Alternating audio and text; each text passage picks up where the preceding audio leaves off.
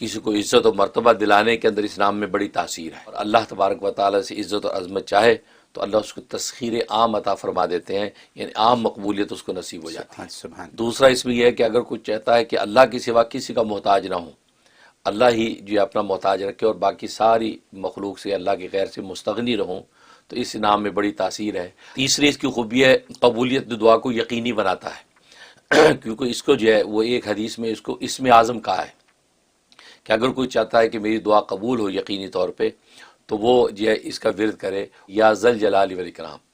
یہ اللہ تبارک و تعالیٰ بڑا عجیب و غریب جلالی نام ہے، اور اس کی کیفیت بھی جلالی ہے، اور ظاہر ہے کہ اس کا مطلب ہے کہ بزرگی والا، عظمت والا، اور اللہ ہی کی واحد ذات ہے کہ جس کے پاس حقیقی بزرگی اور حقیقی عظمت ہے۔ باقی عظمتیں تو اللہ تبارک و تعالیٰ کی عطائی ہیں، اور اس کی بیس بھی اللہ کا فضل ہے، لیکن اللہ تبارک و تعالیٰ کی بزرگی اور اس کی کبریائی اور اس کی جو عظمت ہے وہ اس کی ذاتی اور حقیقی عظمت ہے، اور وہی اس عظمت کا اہل ہے۔ اور اس کا مطلب یہ ہے کہ وہ ذات کہ جس کو عظمت دی جائے اور اس کے لیے کسی قسم کی تنقیص کا کوئی تصور بھی قائم نہ کیا جائے، اس کو ذوالجلال والاکرام کہتے ہیں۔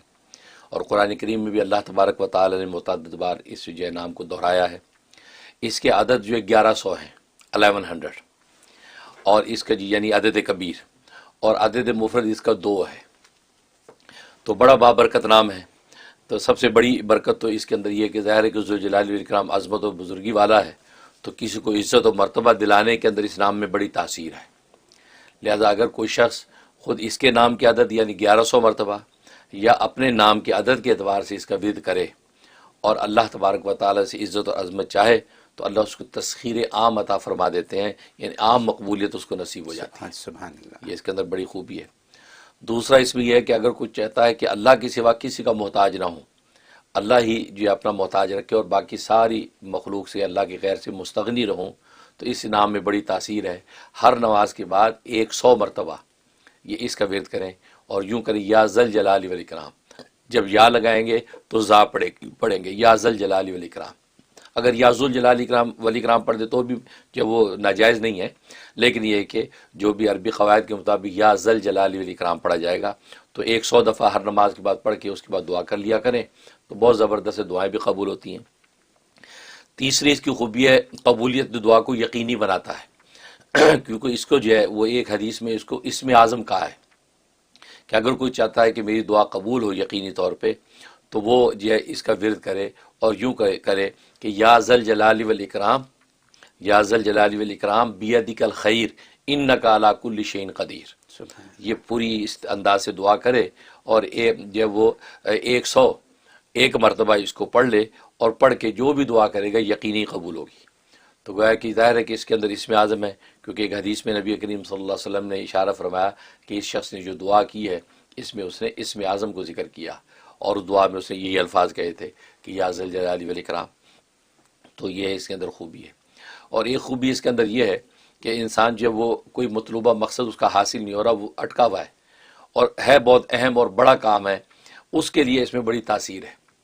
اس کے لیے کہ یہ 1100 کا عدد ہے، اس کو 3 کے ساتھ ملٹیپلائی کر لیں، اتنی تعداد بن جائے، یا جو اس کا اپنا نام کا عدد نکلے اس کو 3 کے ساتھ ملٹیپلائی کر لیں، تو جتنا عدد نکلے اتنا ورد کرنا ہے۔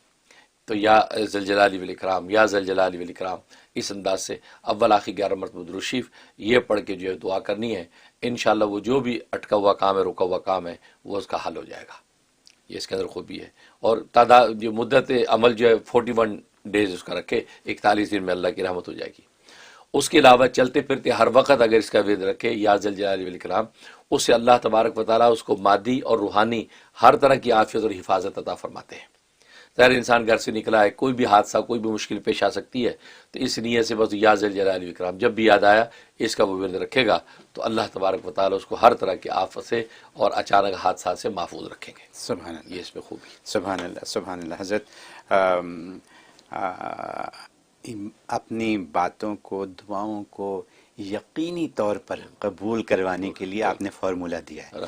میں آپ سے ریکویسٹ کروں گا ایک دفعہ دہرا دیں، یا ذل جلال والاکرام اور بیدک الخیر انک علی کل شیء قدیر، یا ذل جلال والاکرام بیدک الخیر انک علی کل شیء قدیر، یہ پوری عبارت جو بنا کے اس کا ورد کریں۔ اور آپ نے فرمایا کہ عزت و مرتبہ اپنے مقاصد کا حصول اور مادی و روحانی حفاظت کے لیے یہ اس کا آپ ورد کریں تو اللہ آپ کا ساتھ دینا شروع کر دیتے ہیں۔